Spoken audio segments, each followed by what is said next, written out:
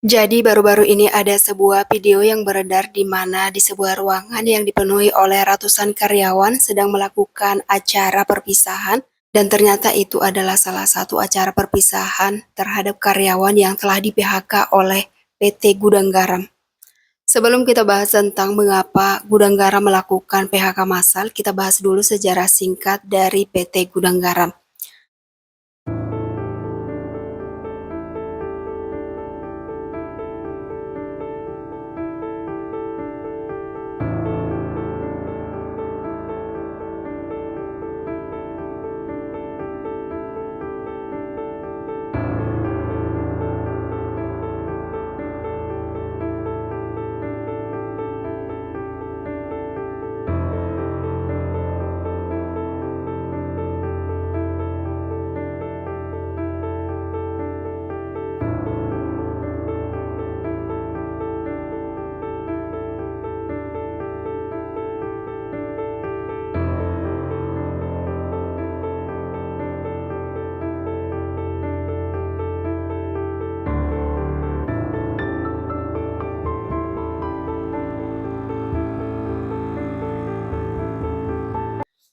Pendirinya adalah Choa In Hui pada tahun 1956 yang berasal dari usaha rumahan di Kediri, Jawa Timur.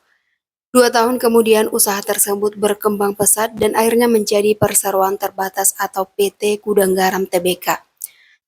Dan logo Gudang Garam ini identik dengan 5 bentuk gudang ya yang berdempetan dan itu terinspirasi dari mimpi pendirinya yaitu Choa In Hui.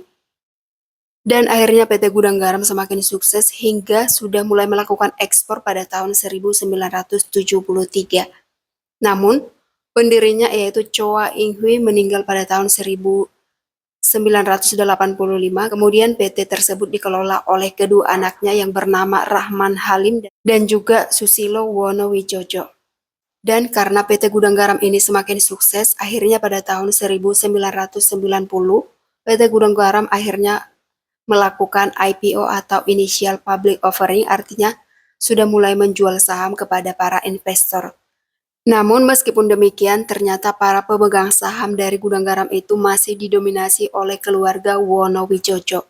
Dan pada tahun 1996, penjualan dari PT Gudang Garam itu mencapai 9,6 triliun dan sudah mempekerjakan kurang lebih 41.000 orang. Dan pada tahun 2000 penjualannya semakin meningkat mencapai 15 triliun rupiah. Hal ini karena perokok lokal maupun luar negeri itu sangat banyak membeli produk dari PT Gudang Garam Tbk ini. Selanjutnya kita bahas mengapa PT Gudang Garam itu sampai melakukan PHK massal terhadap karyawannya. Berdasarkan keterbukaan data informasi Bursa Efek Jakarta, diketahui ternyata pada tahun 2024 laba bersih PT Gudang Garam hanya mencapai 980,8 miliar, merosot hingga 81,57% dari tahun sebelumnya. Karena pada tahun 2023 laba bersih mencapai 5,32 triliun. Jadi bayangkan ya, dari 5,32 triliun turun drastis menjadi 980,8 M.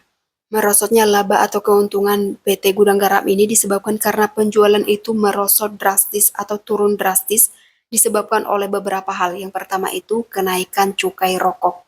Jadi Menteri Keuangan Ibu Sri Mulyani menaikkan cukai rokok dengan tujuan untuk mengurangi konsumen rokok dengan alasan kesehatan. Karena seperti yang kita tahu, rokok itu sangat berbahaya sekali untuk kesehatan, terutama untuk paru-paru. Dan Ibu Sri Mulyani menjelaskan bahwasanya beban penanganan terhadap dampak rokok ini mencapai 27,7 triliun rupiah. Dan biaya ini akan semakin naik jika jumlah perokok itu makin banyak. Dan dari total biaya penanganan terhadap dampak rokok itu, sebesar 10,5 hingga 15,5 triliun itu disalurkan melalui program BPJS. Jadi sangat besar sekali biaya yang dikeluarkan oleh negara untuk menangani dampak terhadap para perokok ini. Nah, itulah salah satu alasan mengapa Menteri Sri Mulyani itu menaikkan cukai rokok. Dan perlu kita tahu ya bahwasanya cukai terhadap rokok itu dihitung per batang. Ada yang mencapai 1.200 per batang, ada juga yang Rp700 per batang. Jadi bayangkan dalam satu bungkus itu ada berapa batang rokok, dihitungnya itu per batang. Jadi sangat besar sekali biaya cukai yang harus disetor oleh perusahaan rokok. Dan berapa sih besarnya pajak atau cukai yang dibayarkan oleh PT Gudang Garam? Sejak dari tahun 2019 hingga tahun 2021, PT Gudang Garam sudah membayar cukai sebesar Rp238 triliun. Jadi bayangkan ya betapa besarnya cukai atau pajak yang dibayarkan oleh PT Gudang Garam terhadap negara. Jadi salah satu sumber terbesar dari APBN negara Indonesia itu adalah cukai rokok. Dan akibat dari kebijakan menaikkan cukai terhadap rokok ini, akhirnya mau tidak mau, perusahaan PT Gudang Garam Tbk harus menaikkan harga rokok. Karena besarnya biaya cukai yang harus dibayar, otomatis juga harga rokok itu naik. Karena harga rokok ini naik, akhirnya para konsumen dengan taraf ekonomi yang di bawah rata-rata beralih ke rokok-rokok yang berharga murah. Dan rokok-rokok berharga murah ini biasanya merupakan rokok ilegal, rokok-rokok yang tidak terbebani bea cukai. Dan pada saat ini banyak sekali sudah sangat marak ya rokok-rokok ilegal yang sudah beredar di masyarakat. Dan berdasarkan Indodata Research Center sepanjang tahun 2024, peredaran rokok ilegal ini telah merugikan negara sebesar 97,81 triliun. Ya itu tadi karena mereka itu tidak dibebani pajak. Namanya juga ilegal, otomatis mereka tidak membayar pajak. Dan beberapa produk rokok ilegal yang beredar di masyarakat itu didominasi oleh jenis rokok tanpa pita cukai mencapai 95,44%. Kemudian disusul oleh rokok palsu sebesar 1,95%. Kemudian disusul oleh rokok salah peruntukan atau rokok saltuk sebesar 1,13%, lalu rokok bekas sebesar 0,51%, dan yang terakhir rokok salah personalisasi atau rokok Salson sebesar 0,37%. Nah itu dia klasifikasi rokok-rokok ilegal yang sangat banyak sekali beredar di masyarakat. Dan ini tentu saja sangat merugikan negara karena rokok ini sama sekali tidak membayar cukai terhadap negara. Dan alasan kedua kenapa PT Gudang Garam itu penjualannya merosot drastis, karena PT Gudang Garam ini harus bersaing dengan perusahaan menengah ataupun perusahaan kecil yang memproduksi rokok dengan harga yang lebih terjangkau. Jadi otomatis ya, kalau harga rokok itu semakin murah, semakin kecil, akhirnya lebih terjangkau oleh masyarakat. Jadi rokok yang mahal itu akhirnya tidak dibeli oleh masyarakat. Otomatis produk dari PT Gudang Garam ini sudah mulai kurang diminati akibat banyaknya rokok yang lebih murah dibanding PT Gudang Garam. Jadi itu dia alasan mengapa PT Gudang Garam penjualannya itu semakin menurun.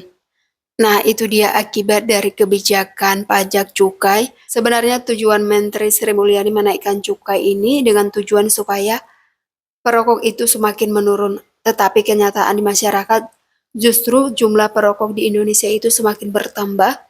Bahkan bukan hanya orang tua aja ya, anak-anak juga sudah banyak yang merokok, di mana banyak sekali beredar rokok-rokok murah yang terjangkau. Jadi bukannya berkurang malah bertambah karena semakin marak atau semakin banyak rokok-rokok ilegal yang ada di pasaran, di warung-warung. Nah, itu dia akibat merosotnya penjualan, akhirnya laba atau keuntungan perusahaan juga semakin menurun. Kemudian terjadilah ketidakseimbangan keuangan di dalam perusahaan tersebut yang mengharuskan beberapa orang karyawan atau ratusan orang itu harus dikeluarkan atau di-PHK. Jadi inilah kenyataan pahit yang sedang dialami oleh negara Indonesia. Banyak sekali perusahaan-perusahaan raksasa yang sudah mulai tumbang akibat pergeseran ekonomi masyarakat. Dan ini juga dipengaruhi oleh ketidakkonsistenan pemerintah, karena pemerintah hanya menekan perusahaan-perusahaan legal, perusahaan-perusahaan resmi, namun tidak terlalu mengawasi perusahaan-perusahaan yang ilegal yang memproduksi rokok-rokok ilegal dengan harga yang lebih murah. Jadi itu dia salah satu kejadian viral baru-baru ini ya, PHK massal. Sebelumnya itu sudah dilakukan oleh salah satu PT besar yaitu Sritex, kemudian disusul kembali oleh PT Gudang Garam. Jadi ini sangat miris sekali ya, jumlah pengangguran di Indonesia itu akhirnya semakin bertambah.